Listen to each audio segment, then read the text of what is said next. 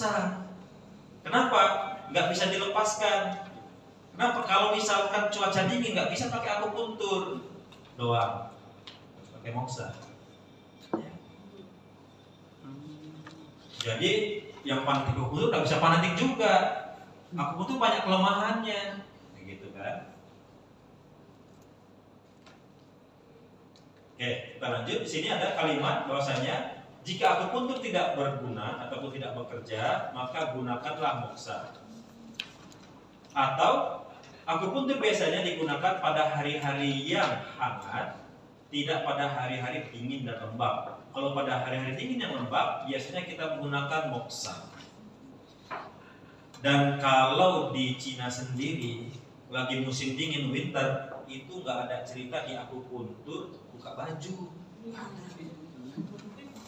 Ya, walaupun di rumah sakit. Kenapa? Suhunya minus 4. Ya, minus 4 buka baju, masuk angin jadinya, tambah penyakit baru. Udah stroke buka baju, stroke jadi kena patogen dingin, tambah kuku Pak. Ya, tambah kerut. Nah, jadi akupuntur itu digunakan pada hari-hari yang hangat ataupun dia pada hari yang dingin tapi dibantu dengan moksa. Jadi moksa ini sangat bagus. Nah, kita lihat indikasi moksa seperti apa. Jadi dengan memahami indikasi kita bisa tahu, oh ternyata ini cocok untuk kondisi pasien ini. Nah, jadi kita nggak semuanya itu bisa one for all for one, itu nggak bisa. Jadi obat dewa gitu ya sebutnya, minum ini langsung kayak kacang dewa. Kalau mungkin teman-teman yang dulu zaman Dragon Ball ya, makan itu langsung jos sembuh gitu ya, nggak bisa. Ada indikasi, ada kontraindikasi. Kita lihat definisinya, moksa adalah pengobatan moksibusi, penghangatan yang terbuat dari daun Artemisia vulgaris. Kalau bahasa dulunya daun sudamala, bahasa Indonesia, atau daun baru Cina yang biasanya dianggap sampah atau gulma oleh masyarakat Indonesia. Ya. Bahkan kalau di Jawa Barat ini dianggap sebagai pengganggu tanaman. Jadi dibuang-buang macam rumput Sudirman rumput Merdeka. Dibuang-buang padahal manfaatnya luar biasa kan untuk inflamasi. Nah, kita lihat efeknya dia ini memberikan rangsangan setempat, mengeregulasi meridian, fungsi imunitas. Saya sering menggunakan moksa ini pada kasus biduran, tahu biduran ya, yang biasanya muncul urtikaria. Jadi sering muncul karena apa? Salah makan udang misalkan. Bukan udangnya yang salah, tapi lambung kita yang nggak bisa mensintesa protein, ya. Terlampau banyak racun di lambung kita ataupun lemak. Makan ikan biduran atau alergi. Nah, ini bisa diminum, bisa dipakai untuk dibakar dan dihangatkan. Cepat sekali dia membaik. Kemudian mempunyai efek farmakologi sendiri dan efek gabungan. Ya. Nah, kita lihat moksa terbaik berada dari Henan, nama baru Cina. Kalau bahasa Inggris adalah mugwort. Mugwort ini kalau yang sering nonton Harry Potter tahu nih mugwort. Ya, ini sering digunakan untuk kesuburan wanita. Ya, jadi wanita yang susah hamil, kemudian rahimnya lemah, rahimnya dingin, pakai ini. Hanya saja Badan POM melarang Artemisia vulgaris dijadikan sebagai sediaan obat dalam bentuk apa? Ekstrak. Jadi kalau Anda membuat Artemisia vulgaris dalam bahan sediaan baku herbal kapsulan kita, itu yakinlah tidak akan di-approve, tidak akan lolos. Ya, kenapa? Dia termasuk di dalam bahan-bahan yang dilarang. Begitu juga dengan Evendra, itu tidak boleh. Padahal bagus banget khasiatnya buat jantung, asma, dan otot. Ya. Nah, kalau teman-teman dapat bahan ini, segera kumpulkan.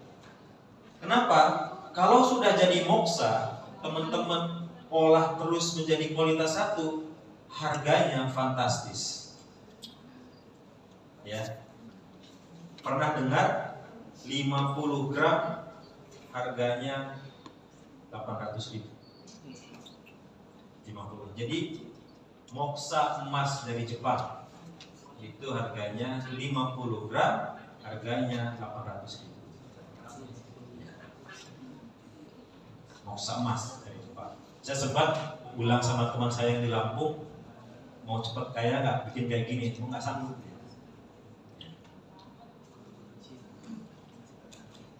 Kalau yang standar itu 1 kilo sekitar 4 juta. Standar yang saya punya, yang moksa emas. Tapi kalau yang dari Jepang itu mahal banget. Ya. Jadi luar biasa ya. Yang kita buang-buang itu ternyata menjadi sesuatu yang Masya Allah. Bahkan ini kita minum pun, ini buat lelaki bagus, buat perempuan bagus. Tapi buat perempuan lebih bagus. Kenapa? Karena dia menstabilkan estrogen. Ya.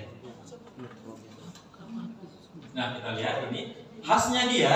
Kalau teman-teman lihat nanti di baliknya itu warnanya silver. Silver terus kita pegang ini wanginya kayak wangi mint tapi bukan wangi mint. Ya. Wanginya sejuk, ngeplongin dada. Kemudian kalau dicicip rasanya sedikit pedas, sedikit hangat. Ya. Ada tumbuh di sini. Ada insyaallah. Biasanya ada di Antang Pras ini. Ini ada. Di sini Halmahera jauh ya. Beda pulau ya. Apa namanya? Halmahera namanya Ponorogo.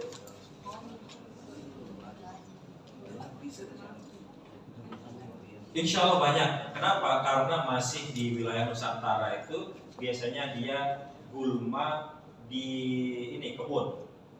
Gulma di kebun. Nah, kita lihat afinitas dan sifatnya. Kita lihat air ataupun baru Cina. Ini sifatnya rasanya pedas. Nah, pedas itu sifatnya menembus dan bergerak, ya, mencerai-beraikan. Artinya dia punya sifat menghilangkan stasis dan stagnasi secara herba dan sifatnya. Baik kita minum ataupun kita bakar.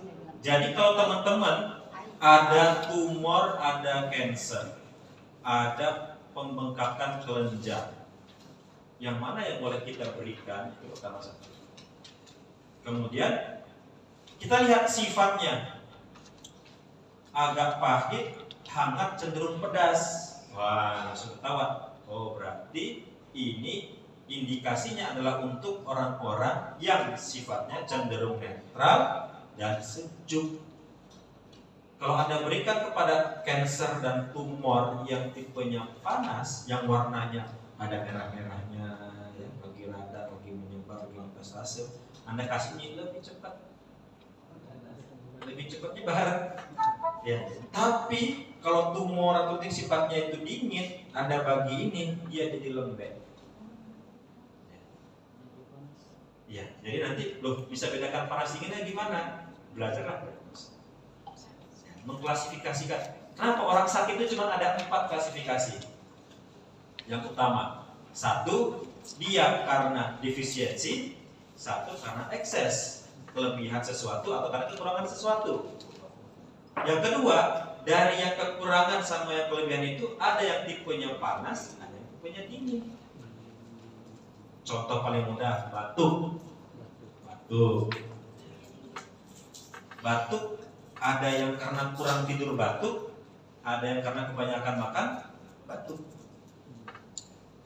1 batuknya kering, 1 batuknya basah. Yang 1 boleh pakai jahe, yang 1 nggak boleh ketemu jahe. Dikasih jahe malah batuknya jadi batuk darah. Nah, jadi dari situ aja sudah kita bisa tahu, oh ternyata kalau ada yang sakit stroke misalkan, stroke rame lagi in. Ada orang banyak makan stroke, ada kurang makan stroke, betul nggak? Udah diet dan begini stroke juga. Banyak makan stroke juga. Yang satu boleh dibekam, satu dibekam, masalah. Kenapa? Dia sudah kurang darah, badannya dingin, badannya kering, kita bekam itu basah lagi, banyak lagi. Divisian langsung anfal. Bukannya selalu nakanil anfal, bukan, tapi anfal secara fungsi. Ya. Jadi itu sebenarnya belajar pengobatan menarik sekali. Jadi semakin kita memahami ilmu pengobatan, semakin safety itu terbentuk seharusnya. Makanya belajar dengan tadrij ataupun dengan tahapan pembelajaran yang benar itu memberikan rasa aman kepada kita. Dan itu pun kita sudah alami karena kita belajar itu dulu parsial ya, belajar dipisah-pisah. Kemudian kadang kita missing linknya banyak banget. Nah ketika itu setelah kita belajar secara terstruktur, oh ternyata seperti ini, baru kita susun sebuah kurikulum berbasis kompetensi. Nah kembali lagi ke baru Cina. Coba minta diindikan, ini dibagi ke ibu-ibu, satu lagi ke bapak. Nah, kita pegang-pegang dulu ya, biar tahu. Ambil sikit-sikit lah, ambil sikit-sikit. Ya. Silakan. Ini adalah daun baru Cina kualitas rendah. Kualitas rendah itu adalah di mana perbandingan ranting dan daunnya itu hampir sama. Jadi kalau misalkan teman-teman nanti beli moksa yang kualitas bagus, itu perbandingannya minimal 1:20. Semakin perbandingannya itu sedikit, artinya daunnya lebih banyak, dia akan semakin bagus. Nah, cenderung hangat dan panas. Menghangatkan, panas tubuh, bergerak, menceritakan dingin dan menggerakkan energi. Dia secara efektif ini melancarkan energi hati, energi limpa dan energi ginjal. Jadi sangat bagus untuk berhubungan dengan organ reproduksi, yang dimana ketiga organ ini adalah ketiganya mempunyai hubungan langsung. Nah,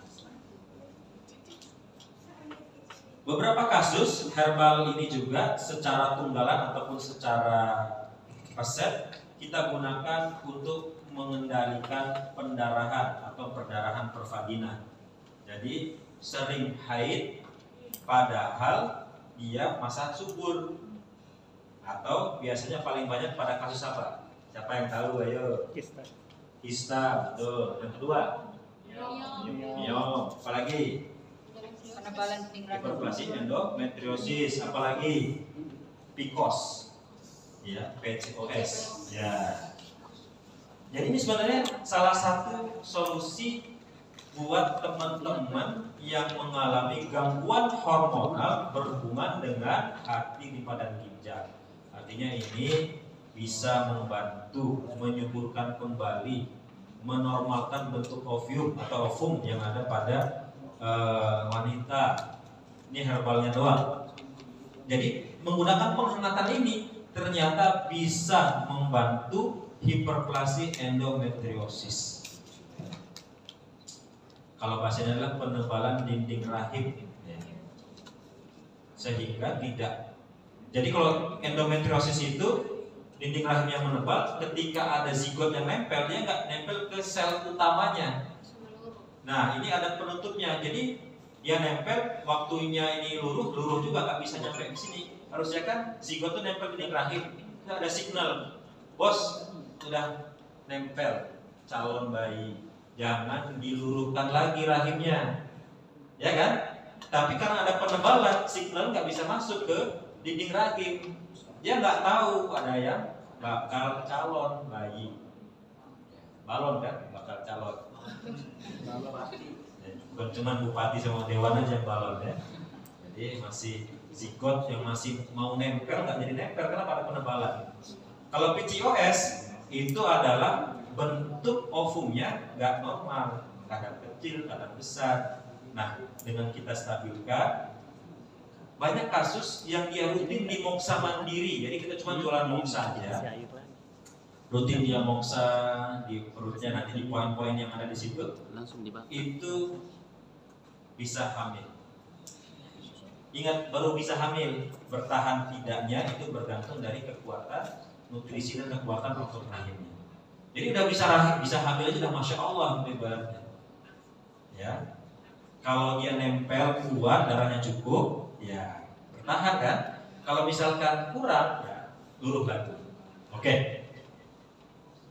Kemudian menenangkan janin. Jadi kalau janin yang suka berputar-putar ketika usia 5 bulan, 6 bulan ke 7 bulan, jadi sungsang kayak gitu, itu pertama adalah karena bayi tersebut kurang nutrisi. Jadi kepalanya itu enteng.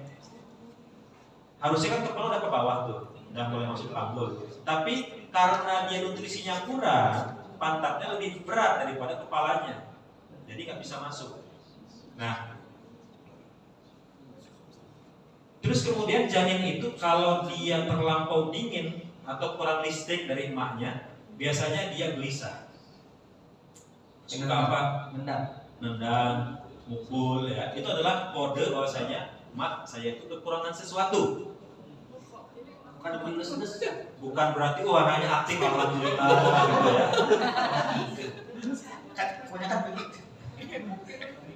Apa Ustaz? Gimana caranya bedakan ini nendang normal dengan nendang yang Kalau ketika dia rubah posisi dia kan nendang. Tapi kalau misalkan ada nanti intensitasnya lebih sering, kan nggak mungkin dia rubah posisi terus-terusan kan?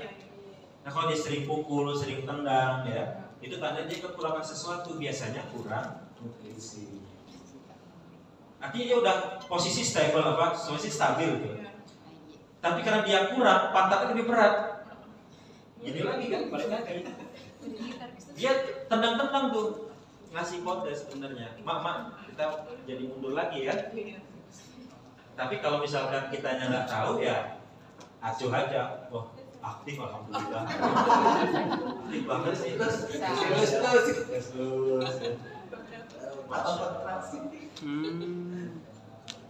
Atau dia kekurangan energi.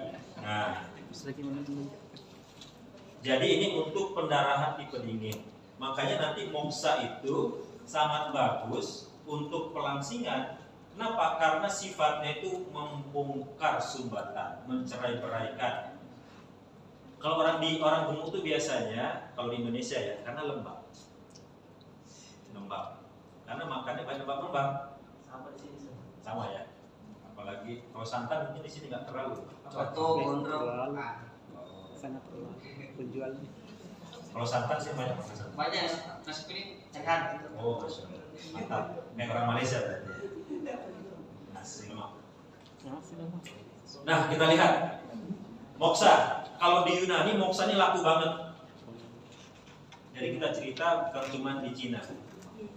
Jadi di Yunani ataupun di Eropa itu bahkan Artemisia vulgaris itu adalah diambil dari kata dewi kesuburan. Ya, jadi kalau orang zaman dulu mau punya anak itu mampir ke dewi apa? Dia nyembah ke dewi Artemisia.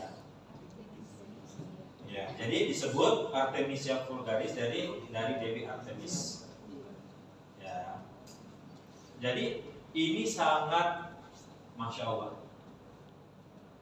Kalau kita lihat di kasus yang datang ke klinik, itu dalam 2 bulan saja itu yang ingin program Cashpro namanya, Cashpro kehamilan itu program kehamilan itu hampir 9 atau 12 orang. Terus yang IVT, in vitro atau tanam bayi tabung dibantu dengan akupuntur itu dalam 2 bulan itu 3 orang. Artinya apa? Anda tahu bayi tabung itu biayanya berapa? 200 sampai 150 juta. Satu package. 1 kali inseminasi buatan. Artinya mahal banget ya. Ya, mahal banget. Terus itu ya dia, dan itu pun dia harus 1 bulan sebelum penanaman di akupuntur rutin 2 kali sehari. Bukan. 2 hari sekali ya, betul ya. Jadi seminggu 3 kali. Jadi minimal dia ngambil paket itu 15 kali pertemuan. untuk akupuntur supaya sirkulasi darah di sininya bagus. Nah, teman-teman bisa pakai moksa ini untuk membantu supaya sirkulasi darahnya bagus. Ya. Walaupun kita belum akupuntur, pakai moksa aja itu sangat membantu. Bahkan saya sampaikan ini pakai. Dari 3 yang IVT, 2 yang berhasil, 1 gagal. Karena 1 gagal itu sudah saya bilang belum waktunya. Kenapa? Karena dia itu belum siap rahimnya. Jadi rahimnya itu bisa keluar darah kalau dikasih injek hormonal. Jadi bukan dari dirinya sendiri, aslinya karena kurang darah. Aslinya kan harus kita banyakin dulu darahnya, baru dia itu bisa haidnya itu normal, baru nanti bisa dengan secara alamiah tubuhnya nempel si bayi di rahimnya. Nah, makanya ini keluar sesuatu yang bagus sekali buat teman-teman. Ini bisa diminum. Minum itu sekitar basah 6 gram dosisnya. Kalau kering dia 3 gram. Biasanya sering saya gabung dengan apa? Habatus sauda. Kemudian kulbah. Kurma muda. Kulbah itu kelabat, fenugreek, ya. Terus dicampur sama minyak zaitun sama campur madu. Biasanya saya bikin maserasi. Itu menjadi dawafi. Dawafi itu menjadi obat untuk diminum sekaligus nutrisi untuk menghangatkan rahim. Dan bukan cuma buat yang mau hamil saja, tapi buat anak gadis yang sekarang banyaknya makan makanan siap saji, yang rahimnya itu kering karena kurang darah sehingga dingin. Ketika haid nyeri bisa untuk PMS. Jadi ini juga bagus. Jadi kalau misalnya teman-teman mau bikin itu madu 1 kilo, ya nanti herbalnya kalau 100 gram itu komposisi herbalnya kelapa atau fenugreek, ya nanti ya nggak ada bot, bisa minta bot nggak?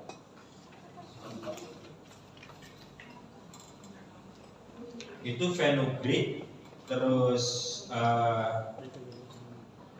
umbi teki, umbi rumput teki, habatus sauda, bipolen tahu ya? Bipolen itu kalau lebah itu ketika dia mengambil madu dari bunga, itu serbuk sarinya kan nempel di badannya. Roti lupa. Ya. Terus nempel di badannya, campur keringatnya dia, terbang balik ke rumahnya. Rumahnya kan bentuknya heksagonal. Ketika dia pulang, dia itu berputar, gitu. Nah itu si serbuk sarinya itu jatuh, campur keringat. Nah jadi keringatnya lebah campur sama serbuk sari waktu dia ngambil polen, ngambil nektar disebutnya. Jadilah bipolen. Jadi keringat lebah campur sama polen itu menjadi bipolen. Nah, bipolen ini adalah protein yang kaya akan asam amino esensial. Ya, jadi kalau misalkan orang pengen hamil itu dia harus subur anget kaya protein.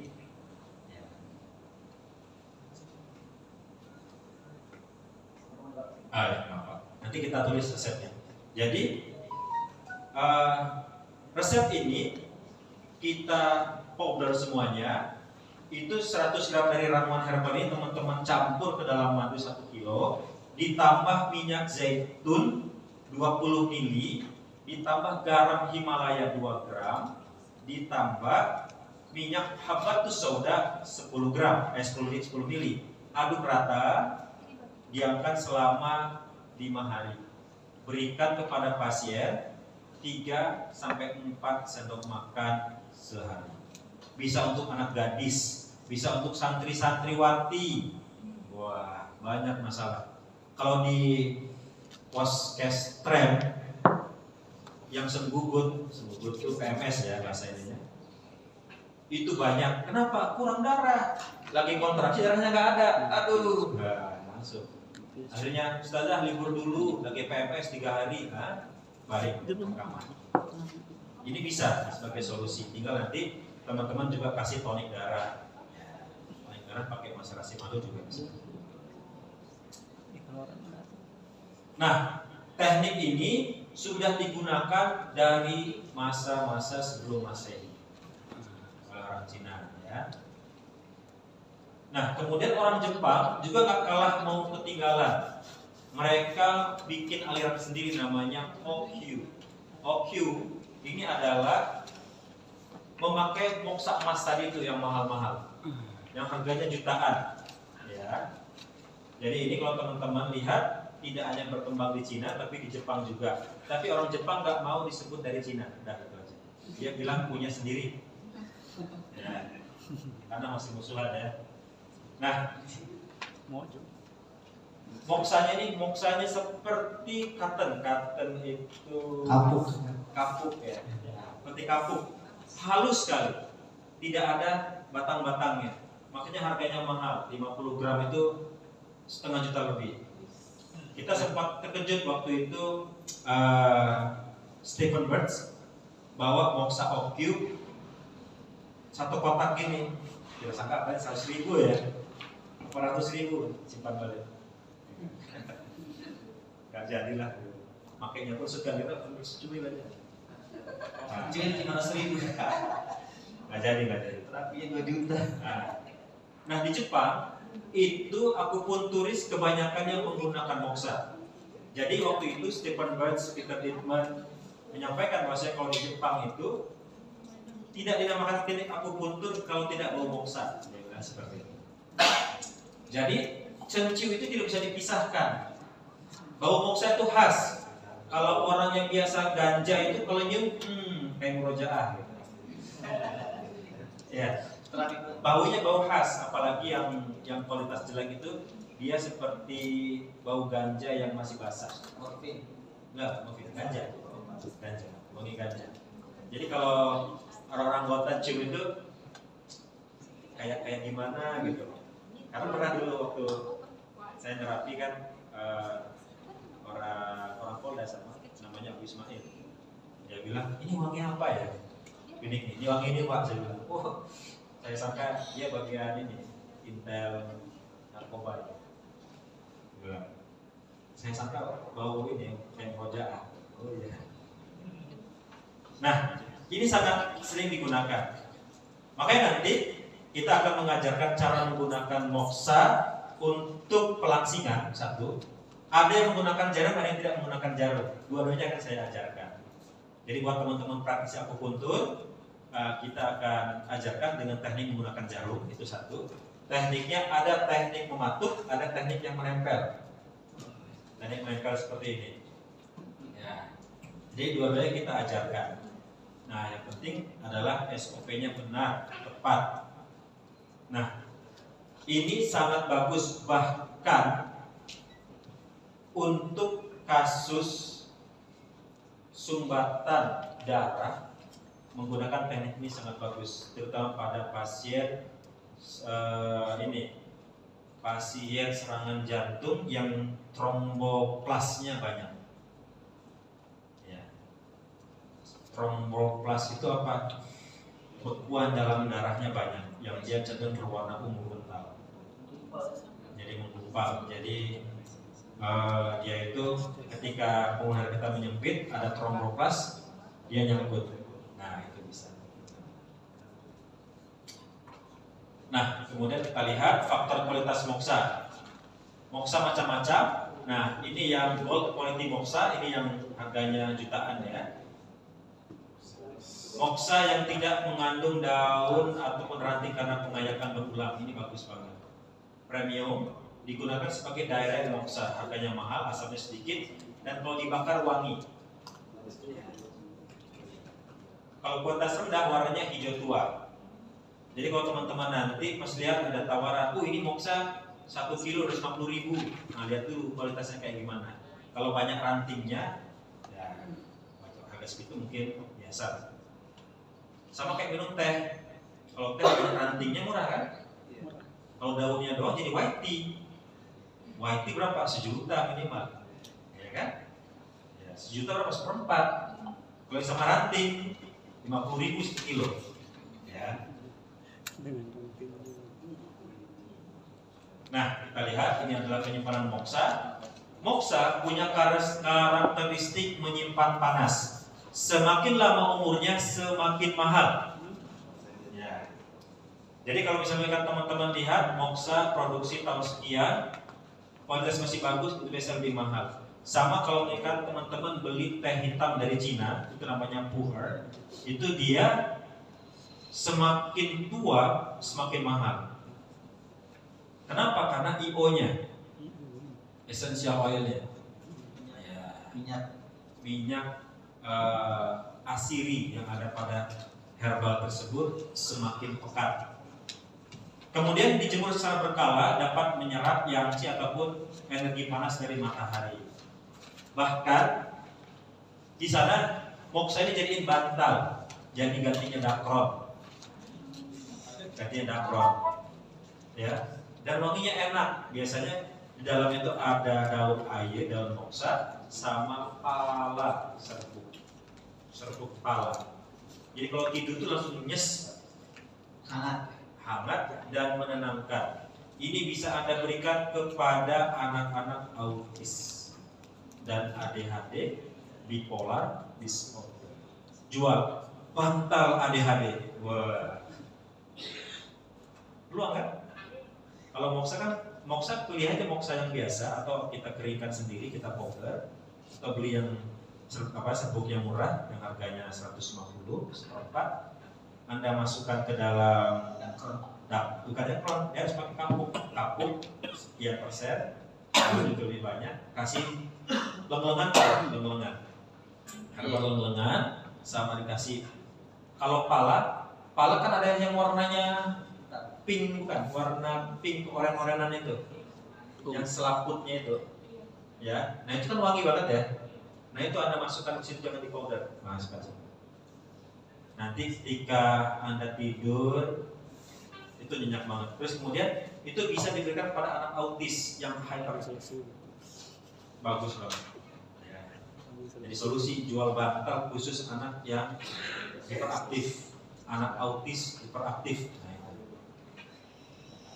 Jadi lumayan lah peluang. Bisa. Dulu waktu itu saya sama Pak Puji Hartanto sempat mau bikin. Nggak jadi karena ternyata kalau untuk jadi produksi harus punya kebun. Iya banyak. Kalau mau murah kan. Jadi kalau bantalnya kecil aja, bantal sebesar gini. Yang guling-guling kecil. Nah, guling-guling bayi. Nah, itu bantal bayi kayak gitu. Break dulu segitu. Ya. Break. Oh ya, break ya. Oke, kita break dulu ya. 15 menit bisa